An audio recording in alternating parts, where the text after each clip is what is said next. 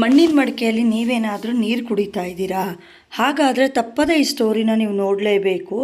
ಈ ಹಿಂದೆ ಎಲ್ಲ ನಾವೇನು ಅನ್ಕೊತಾ ಇದ್ವಿ ಅಂದರೆ ತಂಪಾಗಿರೋ ನೀರು ಕುಡಿಯೋದಕ್ಕೆ ಹೆಚ್ಚಾಗಿ ಬಳಸ್ತಾ ಇದ್ದಿದೆ ಮಣ್ಣಿನ ಮಡಿಕೆಗಳನ್ನ. ಅದರಲ್ಲಿ ಆಧುನಿಕ ಯುಗದಲ್ಲಿ ರೆಫ್ರಿಜರೇಟರ್ ಆಸ್ಥಾನ ಪಡೆದುಕೊಂಡಿದ್ದೆ ಫ್ರಿಡ್ಜ್, ಅಂದರೆ ಫ್ರಿಡ್ಜ್ಗಿಂತ ಹೆಚ್ಚಾಗಿ ನಾವು ಯೂಸ್ ಮಾಡ್ತಾ ಇದ್ದಿದೆ ಈ ಮಡಿಕೆನ. ಸೊ ಯಾವಾಗಲೂ ಈ ಮಡಿಕೆ ನೀರನ್ನ, ಮಣ್ಣಿನ ಮಡಿಕೆ ನೀರನ್ನ ಕುಡಿಯೋದು ಉತ್ತಮ ಅಂತ ಹೇಳ್ತಾಯಿದ್ರು. ಸೊ ಅದರ ಪರವಾಗಿ ಇವತ್ತು ಏನೇನೆಲ್ಲ ಬೆನಿಫಿಟ್ಸ್ ಇದೆ, ಹಾಗೆ ಏನೆಲ್ಲ ಇದರಿಂದ ಆರೋಗ್ಯದ ಮೇಲೆ ಪರಿಣಾಮ ಬೀರುತ್ತೆ ಅನ್ನೋದ್ರ ಬಗ್ಗೆ ತಿಳ್ಕೊಳ್ತಾ ಹೋಗೋಣ. ನೈಸರ್ಗಿಕವಾಗಿ ನೀರನ್ನು ತಂಪಾಗಿಸಲು ಮಣ್ಣಿನ ಮಡಿಕೆಗಳು ತುಂಬ ಉಪಯುಕ್ತವಾಗಿವೆ. ಮಡಿಕೆ ಖರೀದಿಸುವಾಗ ನಾವು ಕೆಲವು ಮುನ್ನೆಚ್ಚರಿಕೆಗಳನ್ನು ತೆಗೆದುಕೊಳ್ಳಬೇಕು. ಏಕೆಂದರೆ ಕೆಲವು ಮಡಿಕೆಗಳು ನೀರನ್ನು ಸರಿಯಾಗಿ ತಣ್ಣಗಾಗಿಸುವುದಿಲ್ಲ, ಇನ್ನು ಕೆಲವು ಬೇಗನೆ ಒಡೆಯುತ್ತವೆ. ಹಾಗಾದರೆ ಮಣ್ಣಿನ ಮಡಿಕೆ ಖರೀದಿಸುವಾಗ ನಾವು ಏನು ಮಾಡಬೇಕು? ಒಂದನೇದು, ಈ ಬಣ್ಣಗಳನ್ನು ಹೊಂದಿರುವ ರೋಗಗಳು. ಮಣ್ಣಿನ ಮಡಿಕೆ ಖರೀದಿಸುವ ಮೊದಲು ಅದರ ಬಣ್ಣಕ್ಕೆ ಗಮನ ಕೊಡುವುದು ಮುಖ್ಯ. ಅಂದರೆ ಕಲರ್ಸ್ ಯೂಸ್ ಮಾಡಿರ್ತಾರೆ, ನಾವು ನೀರು ಹಾಕಿದ ನೀರು ಕೂಡ ಕಲರ್ ಆಗ್ತಾ ಇರುತ್ತೆ, ಅದನ್ನು ನೋಡ್ಕೋಬೇಕು. ಆರಿಸುವುದು ಉತ್ತಮ, ಏಕೆಂದರೆ ಅದರಲ್ಲಿರುವ ನೀರು ತಂಪಾಗಿರುತ್ತದೆ. ನೀವು ಕೆಂಪು ಮಡಿಕೆಯನ್ನು ಸಹ ತೆಗೆದುಕೊಳ್ಳಬಹುದು, ಆದರೆ ಟೆರಕೋಟಾದಿಂದ ಮಾಡಿದ ಒಂದನ್ನು ಆರಿಸಿಕೊಳ್ಳಿ. ನಿಮ್ಮ ಕೈಯಿಂದ ಉಜ್ಜಿದಾಗ ಬಣ್ಣವು ಪಾತ್ರೆಗೆ ಅಂಟಿಕೊಂಡರೆ ಅದನ್ನು ಬಳಸಬಾರದು. ಅಲ್ಲದೆ ಬಣ್ಣ ಬಳಿದ ಮಡಿಕೆಗಳನ್ನು ಖರೀದಿಸಬೇಡಿ, ಏಕೆಂದರೆ ಅವುಗಳಲ್ಲಿರುವ ರಾಸಾಯನಿಕಗಳು ನೀರಿನಲ್ಲಿ ಸೋರಿಕೆಯಾಗಿ ನಿಮ್ಮ ಆರೋಗ್ಯಕ್ಕೆ ಹಾನಿಕರವಾಗುತ್ತದೆ. ಸೋರಿಕೆಯನ್ನು ಪರಿಶೀಲಿಸಬೇಕು. ಕೆಲವು ಮಡಿಕೆಗಳ ಕೆಳಭಾಗದಲ್ಲಿ ಸೋರುವಿಕೆ ಇರುತ್ತದೆ, ಆದ್ದರಿಂದ ಖರೀದಿಸುವ ಮೊದಲು ಪಾತ್ರೆಯಲ್ಲಿ ನೀರು ಹಾಕಿ ಸ್ವಲ್ಪ ಸಮಯದವರೆಗೆ ನೆಲದ ಮೇಲೆ ಬಿಟ್ಟು ನೀರು ಸೋರಿಕೆಯಾದರೆ ಮಡಿಕೆ ಕಳಪೆ ಗುಣಮಟ್ಟದಾಗಿದೆ ಎಂದು ತಿಳಿದುಕೊಳ್ಳಬಹುದು. ವಾಸನೆಯನ್ನು ಪರೀಕ್ಷಿಸಬೇಕು. ಮಡಿಕೆ ಖರೀದಿಸುವಾಗ ಅದರ ವಾಸನೆ ನೋಡಿ ಪಾತ್ರೆಗೆ ನೀರು ಸುರಿಯಿರಿ ಮತ್ತು ಅದು ಮಣ್ಣಿನ ವಾಸನೆ ಬರುತ್ತಿದೆಯೇ ಎಂದು ನೋಡಬೇಕು. ಅದು ಜೇಡಿ ಮಣ್ಣಿನಂತೆ ವಾಸನೆ ಬರುತ್ತಿದ್ದರೆ ಅದು ಉತ್ತಮ ಗುಣಮಟ್ಟದಿಂದ ಮಾಡಲ್ಪಟ್ಟಿದೆ ಎಂದು ತಿಳಿದುಕೊಳ್ಳಬಹುದು. ವಾಸನೆ ಇಲ್ಲದಿದ್ದರೆ ಅದರಲ್ಲಿ ರಾಸಾಯನಿಕಗಳು ಇರುತ್ತದೆ. ಇದನ್ನು ಪ್ರಮುಖವಾಗಿ ನೀವು ಆಲಿಸಬೇಕು. ಗಾತ್ರದ ಮುಖ್ಯ. ಮಡಿಕೆ ಖರೀದಿಸುವವರು ಮೊದಲು ನಿಮ್ಮ ಅಡಿಗೆ ಮನೆಯ ಜಾಗದ ಬಗ್ಗೆ ಯೋಚಿಸಿ. ಅಡಿಗೆ ಮನೆಯಲ್ಲಿ ಹೆಚ್ಚು ಸ್ಥಳವಿದ್ದರೆ ಮಾತ್ರ ದೊಡ್ಡ ಪಾತ್ರೆ ತೆಗೆದುಕೊಳ್ಳಬೇಕು. ನಿಮ್ಮದು ಚಿಕ್ಕ ಕುಟುಂಬವಾಗಿದ್ದರೆ ಒಂದು ಜಗ್ ಅಥವಾ ಮಣ್ಣಿನ ಬಾಟಲಿ ಸಾಕು. ಒಳಗೆ ನೋಡಿ. ಪಾತ್ರೆಯ ಒಳಗೆ ಒರಟಾಗಿದೆ ಎಂದು ಪರಿಶೀಲಿಸಿ. ಅದು ಒರಟಾಗಿದ್ದರೆ ಅದು ಶುದ್ಧ ಜೇಡಿಮಣ್ಣಿನಿಂದ ಮಾಡಲ್ಪಟ್ಟಿದೆ ಎಂದು ತಿಳಿಯಬಹುದು. ಅದು ನಯವಾಗಿದ್ದರೆ ಅದರಲ್ಲಿ ಸಿಮೆಂಟ್ ಅಥವಾ ಇತರ ಮಿಶ್ರಣಗಳು ಇರುತ್ತವೆ. ಮಣ್ಣಿನ ಮಡಿಕೆಯ ಪ್ರಯೋಜನಗಳನ್ನ ತಿಳ್ಕೊಳ್ಳೋಣ ಈಗ. ಜೀರ್ಣಕ್ರಿಯೆ ಸುಧಾರಿಸುತ್ತದೆ. ಇದರಲ್ಲಿರುವ ಖನಿಜಗಳು ಶಾಖದ ಹೊಡೆತ ತಡೆಯಲು ಸಹಾಯ ಮಾಡುತ್ತದೆ. ಗಂಟಲು ನೋವು ಕಡಿಮೆ ಮಾಡುತ್ತದೆ. ಆಮ್ಲೀಯ ಗುಣ ಹೊಂದಿದ್ದು ಆಮ್ಲೀಯತೆಯ ಸಮಸ್ಯೆಗಳು ನಿವಾರಿಸಲು ಸಹಾಯ ಮಾಡುತ್ತದೆ. ಸೊ ಇದಕ್ಕೆಲ್ಲ ಏನಪ್ಪ ಅಂದರೆ, ನಾವು ಆಗಿನ ಕಾಲದಲ್ಲಿ, ಹಳೆಯ ಕಾಲದಲ್ಲಿ ರೆಫ್ರಿಜರೇಟರ್ ಆಗಿರ್ಬೋದು, ಫ್ರಿಡ್ಜ್ ಆಗಿರ್ಬೋದು, ಜ್ಯೂಸ್ ಆಗಿರ್ಬೋದು, ಇದನ್ನೆಲ್ಲ ನಾವೇನು ಕಂಡಿರಲಿಲ್ಲ.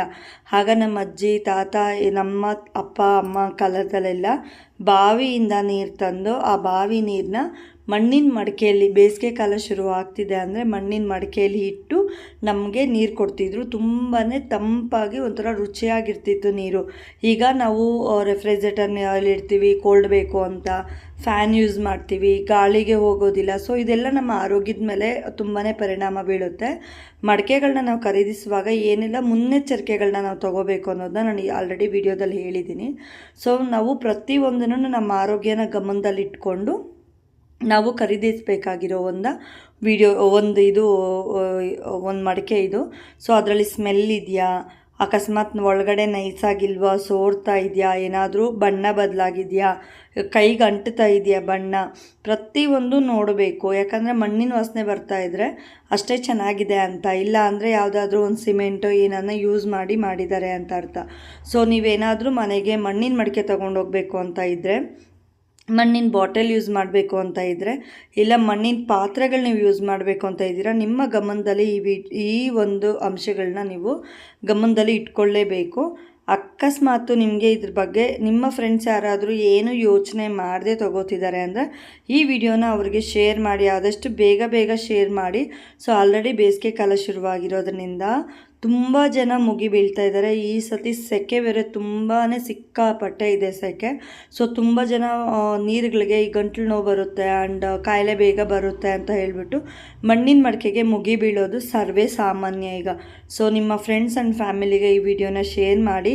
ಏನೆಲ್ಲ ನಾವು ಗಮನದಲ್ಲಿ ಇಟ್ಕೊಂಡು ಒಂದು ಇದನ್ನು ನಾವು ತೊಗೋಬೇಕು, ಮಣ್ಣಿನ ಮಡಿಕೆನಾಗಿರ್ಬೋದು, ಬಾಟಲಿಗಳನ್ನಾಗಿರ್ಬೋದು, ನಾವು ಏನೆಲ್ಲ ಗಮನದಲ್ಲಿ ಇಟ್ಕೊಂಡು ತೊಗೋಬೇಕು ಅನ್ನೋದನ್ನು ನಿಮಗೆ ಈ ವಿಡಿಯೋದಲ್ಲಿ ನಾನು ಡೀಟೇಲ್ಡಾಗಿ ಹೇಳಿದ್ದೀನಿ. ಎಲ್ಲೂ ಸ್ಕಿಪ್ ಮಾಡಿದೆ ಫುಲ್ ವಿಡಿಯೋ ನೋಡಿದ್ರೆ ನಿಮಗೆ ಖಂಡಿತವಾಗ್ಲೂ ಗೊತ್ತಾಗುತ್ತೆ. ಯಾಕೆ ಅಂದರೆ ನಾನು ಸ್ಟಾರ್ಟಿಂಗಲ್ಲೇ ಹೇಳಿದ್ದೀನಿ, ಕೆಲವೊಬ್ಬರು ಲಾಸ್ಟ್ವರೆಗೂ ವೀಡಿಯೋಸ್ ನೋಡೋದಿಲ್ಲ. ಸೊ ಹಾಗಾಗಿ ನಾನು ಸ್ಟಾರ್ಟಿಂಗಲ್ಲೇ ಎಲ್ಲದನ್ನು ಹೇಳಿಬಿಟ್ಟಿದ್ದೀನಿ, ಏನೆಲ್ಲ ಬೆನಿಫಿಟ್ಸ್ ಇದೆ ಇದರಿಂದ, ಹಾಗೆ ಏನೆಲ್ಲ ಆರೋಗ್ಯಕ್ಕೆ ನಮಗೆ ತೊಂದರೆ ಆಗುತ್ತೆ ಅಂತ ಕೂಡ ಹೇಳಿದ್ದೀನಿ.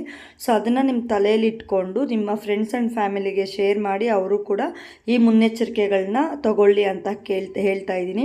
ಹಾಗೆ ಇನ್ನೂ ಯಾರೆಲ್ಲ ನನ್ನ ಚಾನಲ್ನ ಸಬ್ಸ್ಕ್ರೈಬ್ ಮಾಡ್ಕೊಂಡಿಲ್ಲ ಪ್ಲೀಸ್ ಸಬ್ಸ್ಕ್ರೈಬ್ ಮಾಡ್ಕೊಳ್ಳಿ. ಹಾಗೆ ಪಕ್ಕದಲ್ಲಿರೋ ಬೆಲ್ ಬಟನ್ನ ಕ್ಲಿಕ್ ಮಾಡಿ, ನಾನು ಹಾಕುವಂಥ ವೀಡಿಯೋಸ್ ನಿಮಗೆ ಬರುತ್ತೆ. ಹಾಗೆ ಲೈಕ್ ಮಾಡೋದನ್ನ ಮರಿಬೇಡಿ. ನೀವು ಮಾಡೋ ಲೈಕ್ ನನಗೆ ಹೊಸ ವೀಡಿಯೋಸ್ ಮಾಡೋದಕ್ಕೆ ಮೋಟಿವೇಶನ್ ಸಿಕ್ದಂಗೆ ಆಗುತ್ತೆ. ಸೊ ತುಂಬಾ ಬೆನಿಫಿಟ್ ಆಗಿರೋವಂಥ ಒಂದು ವಿಡಿಯೋ ಹಾಕಿದ್ದೀನಿ ನಾನು.